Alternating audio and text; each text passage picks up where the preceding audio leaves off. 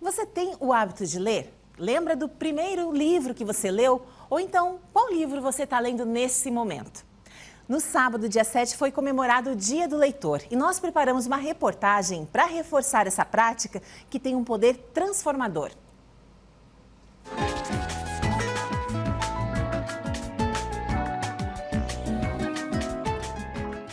Tisto é um nome esquisito que a gente não acha em calendário algum, nem do nosso país, nem dos outros.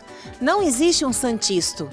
Mas havia, no entanto, um menino a quem todos chamavam Tisto, e é preciso explicá-lo.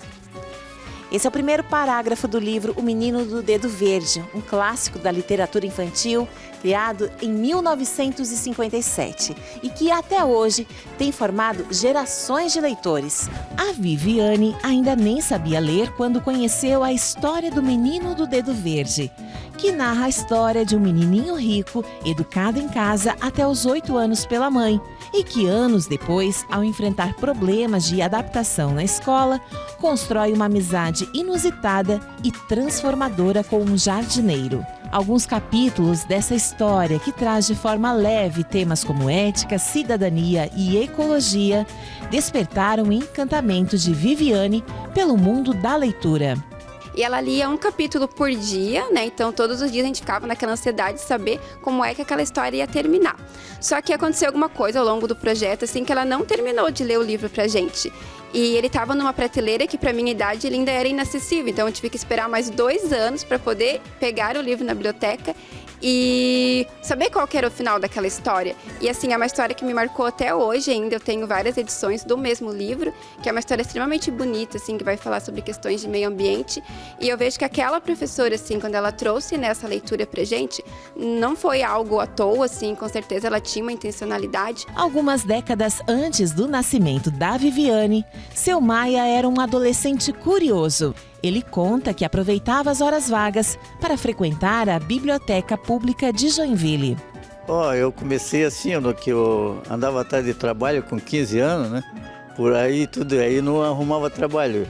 Aí nesse horário ocioso, eu não ia para casa, nem para lugar ruim. Eu vinha aqui na biblioteca ler o livro.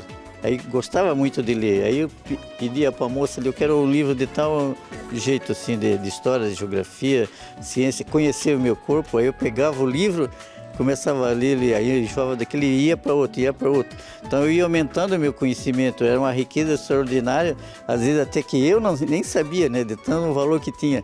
Depois, mais tarde, quando eu arrumava um trabalho, eu ia para a escola, ia me entrevistar, né, seu Maia assim, aí eu ia explicando, falando tudo.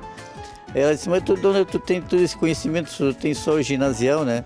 Não, mas é que eu leio muito livro, né? Aí é que ela caiu na ficha que o livro é importante, né, para ler.